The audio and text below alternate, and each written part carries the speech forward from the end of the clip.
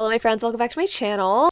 It is that time of the month, not that time of the month, but the time of the month where I read new releases, especially anticipated new releases. 2 out of 3 of these books are on my most anticipated list of the year. One is a release that I had no idea was coming out, but I'm very excited about. I really want to give this one a try because I've never tried this author before, even though she is fairly prolific. It's going to be a good time. I'm very excited about it. Let me tell you the 3 books first, and then we can get into the vlog. First up is going to be Sounds Like Love by Ashley Poston. This is one that was on my most anticipated list of the year. I really loved The 7 Year Slip, and I am really curious to see how this one goes. This one has a really interesting idea behind it. Our heroine is a songwriter who always kind of heard melodies in her head, but they seem to have disappeared when she goes back home until she starts hearing this voice and this song that's kind of half formed. This voice is so melodic and gorgeous. She ends up hearing that voice in real life, realizes she has kind of a telepathic connection to someone that she doesn't particularly like. So I'm very excited to give this one a try. I think the idea of expectation versus reality being explored is going to be a really interesting one. Other 2 books are, I believe,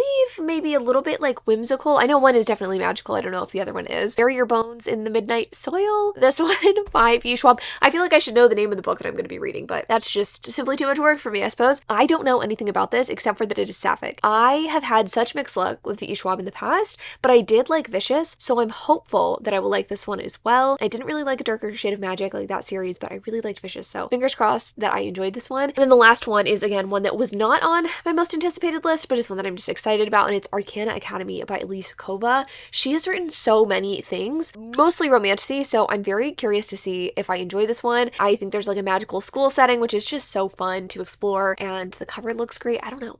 I was drawn in. I got a copy from Libro FM, so I'm going to be listening to that one on audio. Also probably going to listen to the V.E. Schwab one on audio, but of course I have a physical copy of this bad boy, so have a fun time together. But before I get into it and see if I can find something that I like, I have to tell you about something that I'm really certain that I like, and that would be the sponsor of today's video, Aura. It's actually the perfect time for an Aura sponsorship because I actually received an unexpected phone call today. It was actually one that I really did not want to miss, and I actually didn't have to, which has not been the case in the past, because I'm no longer inundated with spam calls day in and day out that I have to screen. For so long, I was dealing with spam calls from numbers that had my same area code, most likely because data brokers got my information online after it was leaked. And that's because most of our personal information is just floating around on the internet. Companies called data brokers sell your data without your consent and make billions off selling it to marketers, scammers, and really anyone who wants to buy it. And while they're legally required to remove it if you ask, they make it really hard to do so on your own, which is why I recommend Aura. They take care of the hard part, the automatic removal of your info from these sites,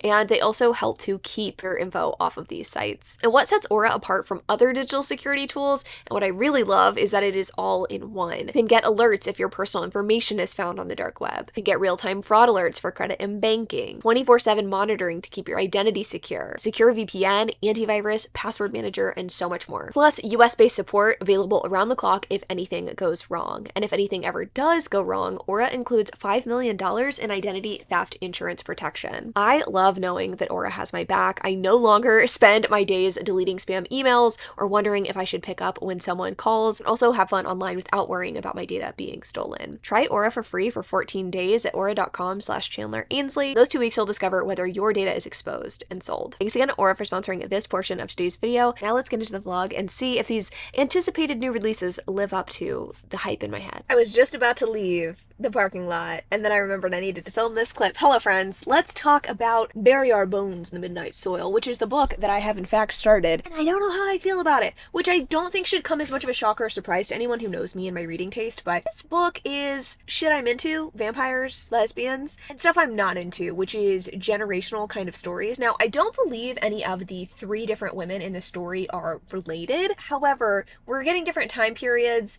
and I think that it's going to all be tied together thematically. I don't really like that. I don't really like that, if I'm being 100%. Book kind of opens up, and we get introduced to a woman named Maria in the 1500s. She's getting married to a dude she's not super into. He just keeps trying to put a baby in her, and she's like, you know what? I don't want to be a mom, and I don't even fucking like men. So she makes sure this doesn't happen, and over time, she gets in leagues with a lady who's a vampire and becomes a vampire herself. Yeah, I don't think that's much of a spoiler to say, considering this is a vampire novel. Maria becomes a vampire, and she is traversing the globe. She ends up meeting other vampires, learning more about what it means to be a vampire, and we're also getting some just into the future, into 2019, and meeting this other girl whose name I honestly can't remember, and I don't really care. Her storyline, I'm gonna say, makes no sense, but it feels really weird. It feels very hacking in reality. Like, I can't tell if this person is a vampire already, like is becoming a vampire, having dreams of being a vampire. I'm not really understanding her point of view. And I think there's a third person who's going to be like in the middle between Maria and this person.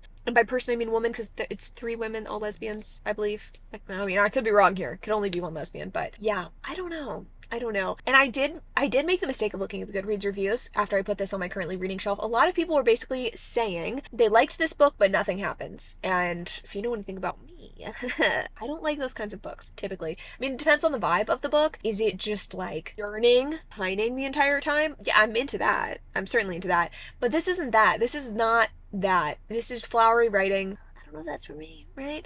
I'm like a third of the way into the book though. So I'm gonna persist, and I'll probably just update you when I'm done, frankly, because I don't think I'm gonna have any like really exciting feelings at that 50% mark, okay? But I am excited to start in on a contemporary, methinks. I really do need that to break up this, and is it Arcana Academy? So Sounds Like Love tonight? Yeah? In the car at HEB, I finished Bury Our Bones in the Midnight Soil, and I am about 50-ish pages into Sounds Like Love by Ashley Poston. Let me give you a brief rundown on Bury Our Bones in the Midnight Soil. I didn't like this. It was sort of like a 50-50 shot when it comes to V.E. Schwab's writing. I didn't like Addie LaRue. I don't really like Darker Shades of Magic series. I liked Vicious. I don't think if I've read any other books by her. Oh, I liked that like YA series that she did. Sharing a book with like a violin on a cover. That one was fun. I just think that this book was really, I don't want to say plotless, but I don't think that I like connected with the themes very much of this book, or like really felt like this book accomplished a ton. And I feel like that's kind of mean to say, but you know, we're following Maria, we're following Charlotte, we're following Alice, 3 different women, 3 different time periods. Stories do intersect, and I don't really want to spoil that because I feel like if I get too far into the weeds of the plot or what happens, it'll spoil it. I also feel like even in saying those names, I am having to hold back on like what the book is about, but ultimately like there's vampirism and evil and the idea of like, I don't even know if I'd say generational trauma afoot, but like there's definitely layers to the story. I'm not saying that this book didn't do anything, but I think that what it set out to accomplish, from reading other people's reviews and seeing what they took from it, I didn't take the same things from it. I feel like there was just a lot here that was boring to me, and I have to agree with that one reviewer that was like, yeah, the majority of this book is like kind of plotless but beautiful, and then like the last 30 pages stuff actually happens. Like, that definitely is this book. I don't think that's bad. I think there are a lot of readers who are looking to get really deep into dissecting character intentions and motivations and trauma and backstory, and like that excites them. And for me, it does on occasion, but it has to be the right story. It has to be the right, I don't want to say the right themes, but like I just didn't connect with this. I feel like the excitement of lesbian vampires, like I thought that there would be different themes. I don't know. I feel like I'm being so vague and so not critical in the way that I want to be with this book, but I didn't connect with it. I mean, I think that's like basically can really say is like I didn't connect with it. I don't think it's a bad book. I think the writing was quite beautiful. I think if you like intergenerational stories, I mean, these people aren't related, but like if you like stories where there are threads kind of throughout, where 3 different characters, like stories kind of converge, and you're really exploring themes of like it's good versus evil, or a woman, I was gonna say a woman's place in society, but like women's desires. There's like a lot. There's a lot here. I just don't know that it was done in a way that I found particularly compelling. I think that's where I'm gonna leave it. I didn't like this. So I would probably give it like 2 or 3 stars in terms of personal enjoyment. It was not the worst thing I've ever read, but did feel like a little bit of a waste of time for me personally. Also, God, the sun keeps going behind clouds and peeking out from behind them, and I kind of want to put my sunglasses on. It is so bright in here. Let me briefly tell you about Sounds Like Love though, and hope that my eyes can stay open long enough to like actually give you a rundown on this book. But this is a contemporary romance about our main character Joni, which is a fun name because that's what I call one of my cats. Joni is a songwriter. She comes from a small town in North Carolina where there is this like fairly locally famous venue called The Revelry, and her parents and grandparents own this place, or her grandparents did own it, now her parents own it. So she grew up around music and she loves music, and she decided to go to LA to pursue being a songwriter songwriter. Doesn't have any ambitions of like being famous herself, but she does really like writing songs and she wants other people to sing them. So she has been selling her songs for a while. She's fairly successful at it. But for the past year, ever since she found out about her mother's dementia diagnosis, she has not had any songs come to mind. Like, she is having a really challenging time formulating lyrics and connecting with music in the way that she is used to. And she is going home for the summer to visit her mom, again, who has dementia and is declining. She finds out when she gets there that her family is intending to close the Revelry, and this is like pretty upsetting information to her. And around the time that she finds out that the Revelry is closing, also starts getting a voice in her head. A male voice, I believe, is what we are finding out. I think we also, the way this book is written, kind of already know who this voice is, so that's not much of a mystery, but she's got a telepathic connection with someone, and she's also been hearing a voice in her head. And I mean, the back of the book kind of tells you what this book is going to be. This guy is going to show up in Vienna Shores. This very real man is going to show up in Vienna Shores. He's arrogant and guarded and not at all the sweet and funny voice in Joni's head, but they want to break their telepathic connection, so they're going to try to write this song that they've been hearing in their heads together. So far, 50 pages into this book, I don't feel as connected to this as I do to other Ashley Poston books, which is pretty disappointing because I do really like her writing, and I think she has such a fun way of using like magic or using sort of speculative fiction elements, magical realism elements in her books in a way that I think lends itself to the emotional connection that she tends to like pull out of me. But the first 50 pages of this book are kind of slow moving and take a while to kind of get you into the story and get you to act with the characters. I think the first 50 pages are meant to get you to connect with the characters, are meant to give you that sort of like emotional connection, that foundation. But I don't really feel that. I feel very disconnected from the main character. Like the first couple of chapters where she is in LA and she is at this show, I was like, not what's the point of this, but I kind of feel like it's unnecessary considering what we're going to learn about some of these characters later on. I don't know. I'm just kind of like not super impressed with this thus far. Granted, I think that I've had that experience with other Ashley Poston books. Like I think her last one, I had a similar feeling. I feel like The 7-Year Slip, which is my favorite of hers, one of my favorite books of all time, I really liked that one because I feel like I felt an instant connection to the characters and I was like so invested in the character's grief journey. I guess there's going to be elements of that too because our heroine's mom is suffering from dementia, but I don't know, I feel a certain distance between me and the heroine, which again is kind of unusual for me reading her books. But you know, holding out hope that this gets exciting. I'll probably give y'all a 50% update and a final update on this one. Good lord, I really hope this is not another video where like all of my most anticipated books are not good. Would suck. So I really don't like bitching, and honestly, it's a Saturday and I'm planning on finishing this and reading Arcana Academy today, and if it's just a day of stinkers, I think I'm going to be quite upset, so we'll see how things go. Also, if you notice my gorgeous shirt, this is merch from my friend Erin, and I don't know if this merch is still available, but I will link it in the description down below if you are so inclined. I think the thing I like so much about this is that it's just kind of like, I mean, it is her channel name, Booked and Busy, but also it's like kind of a fun play on words, and I don't think anyone's like, wow, that's merch. Like, that's something that I kind of strived for whenever I was creating my own merch. I like wanted you to be able to wear stuff and not be obviously like from some random bitch's YouTube channel. So anyway, this is cute. I like it. It kind of reminds me of those little like Ags. I think that was kind of the point. And it pairs well with my little boxer shorts that I like to wear. I need to put my sunglasses on. It has been an interesting couple of hours. I got home from the grocery store with Hayden and I was like, oh, I'm gonna take a nap. I laid down and I was dozing, drifting off into sleep really. And then I felt something on my face and it was a bug, which the adrenaline spike sort of woke me up and I was unable to go back to sleep, but I did in fact get 50% into this book. So kind of bad for me, but good for you, I suppose, because I get to talk to you about this. Bad again because I'm not liking this. I don't know what has gone into me. It's been challenging for me to determine if this book wouldn't be for me at like any time, or if it's just very specifically not for me in this moment.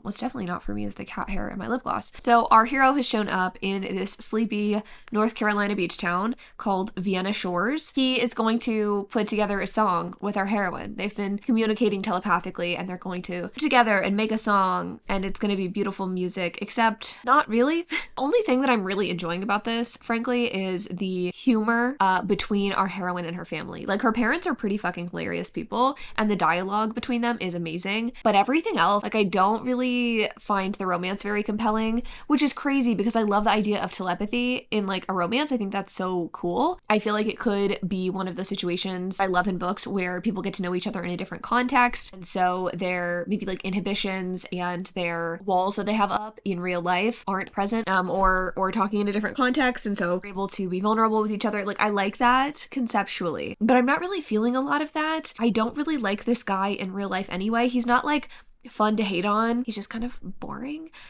I'm just feeling kind of bored. And I know a lot of people didn't like A Novel Love Story, which was, I believe, the author's last book. One wasn't my favorite by her, but I still thought it was solid. This, I don't think it's very good. And I think part of it is like how much this is centered on music. Because it is something that is so personal, I think, for most people. Like, a lot of people have like personal connections to books or personal connections to music. It seems like when authors try to use that as like the glue to get two people together, it just reads as insincere. Am I crazy for saying that? I can't think of a book where I'm like, yeah. Well, actually, that's untrue. There's a couple of books about books. I felt the connection between the characters because of their shared love of books, but I'm not feeling that here. It's feeling insincere. Am I just gonna bitch the whole time? Please, please. I don't want this to be me. I'm gonna finish it. And then what I'm gonna do is I'm going to continue painting my blue door. I got one coat on it, which you'll see in a vlog next week, and kind of the reason behind this, but I do need to paint a second coat. So I'm gonna do that while listening to the audiobook for Arcana Academy, but I need to finish this first. Friends, I finished Sounds Like Love last night. It is Sunday morning.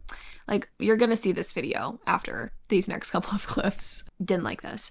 I just felt like on most levels this was shallow, and I feel like this book was trying to do a lot but didn't do enough with what it was setting out to accomplish. Like, our heroine's mom has dementia. I thought that was going to be a bigger part of the story. This heroine is falling for the hero of the book. I thought that was going to be a bigger part of the story. She has some issues with a friend. I also thought that was going to be a bigger part of the story. And when I zoom out, I'm like, okay, well, if none of these things were well developed or were carrying the story, what was? And I think the problem was, like, this book was trying to do too much, and I don't think it successfully really did anything. That sounds really, really harsh.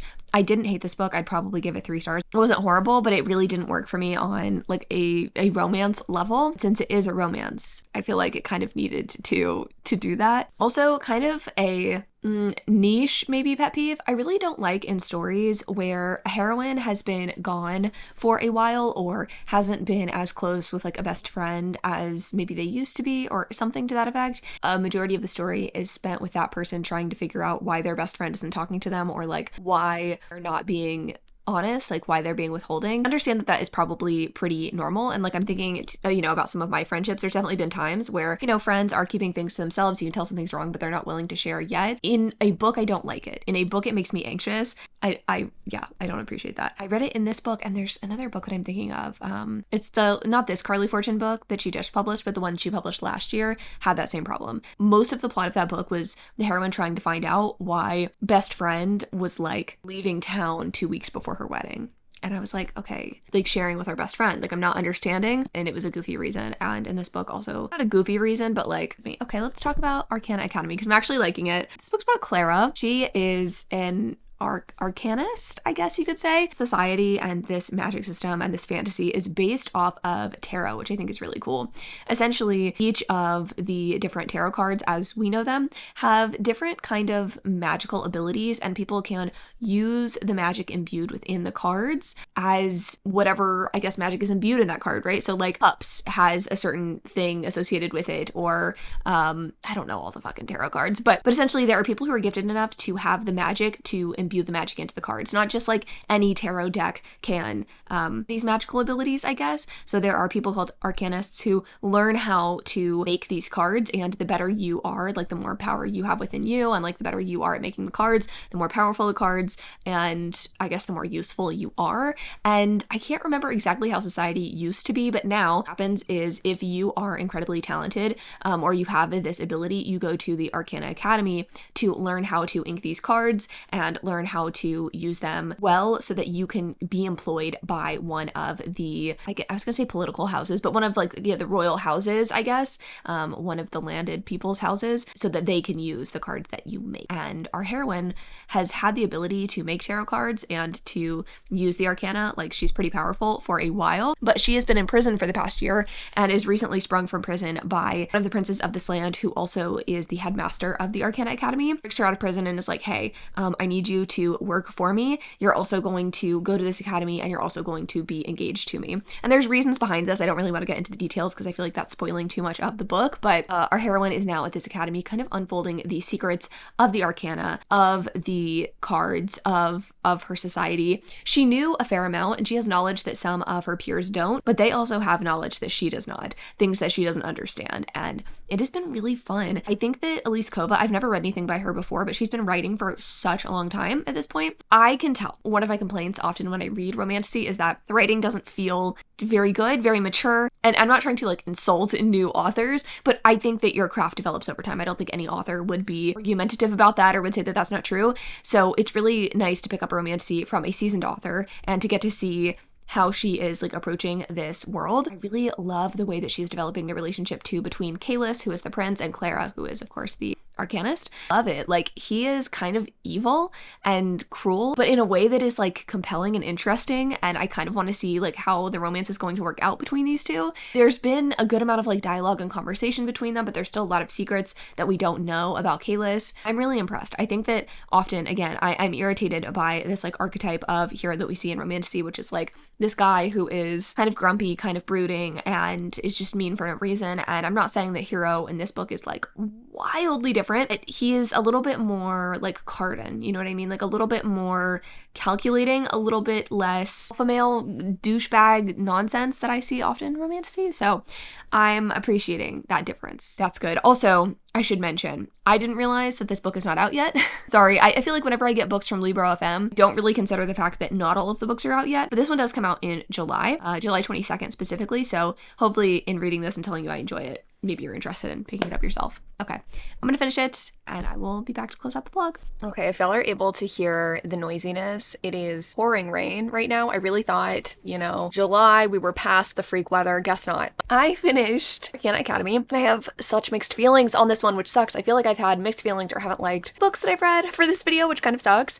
This one is tough for me because I actually really enjoyed the romance. I feel like it had a good amount of slow burn. We have a hero who yearns and pines. Again, I think the Cardan comparisons are pretty accurate. Now, if you want someone who's like a bully like that, you're probably not going to find it in this book, but like there's definitely enough similarities where I think that you would enjoy this if you like the Girl Prince trilogy. I think the problem for me is that I think this book was a little bit too long. I feel like the trials and the heroine trying to earn her spot in the Arcana Academy, like first year students have to earn their spot and a good amount of students don't end up earning their spot after that for like the next 3 years. So the trials and like the things she had to go through, I don't think they were very exciting compared to a lot of the books I've read recently that had, you know, that kind of trial aspect to it. And I think that's just like the nature of the magic system and kind of how things are carried out in this book. But I think that made it, pacing-wise, a little bit less exciting. I think if you're looking for something really action-packed, propulsive, whatever, this is not it. Like, comparing this to something like Direbound, vibes totally different. This is a little bit more political,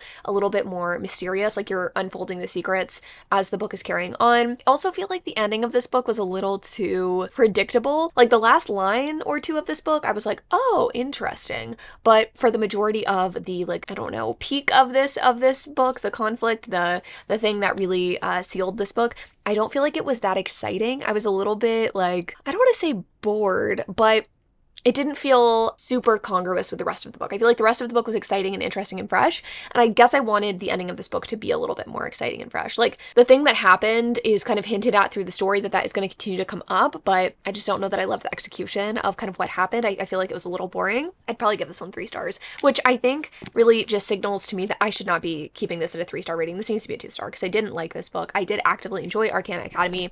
Honestly, it'd probably be more like a 3.5 star if I was like a half-star girly, maybe 4 stars. 4 stars feels a little generous for this book though. What a video it's been, my friends. I wish that we had had more success. Don't think any of these books are truly horrible, which is nice. None of them really did it for me fully. I mean, I'm glad that Arcana Academy worked for me more than the other two. I think this honestly just goes to show, if I'm going to have a takeaway from this video, it goes to show that just because a book's anticipated doesn't mean it's always going to work out, and that sometimes trying new things is good, which I have a hard time with. I feel like I don't often try new authors or theories. I'm usually pretty hesitant, to be honest. Like, I don't do it on my own very often. Maybe for a video, like a list video, but not on my own, and maybe I should branch out a little bit more because maybe I can find good things. It does actually have me interested to read more Elise Kova in the future. So thanks for watching. Next video, hopefully, fingers crossed, is going to be just full of bangers. We're going to have amazing books to read. Fingers crossed. Thanks for watching this. Love you all so much. I'll see you in the next one.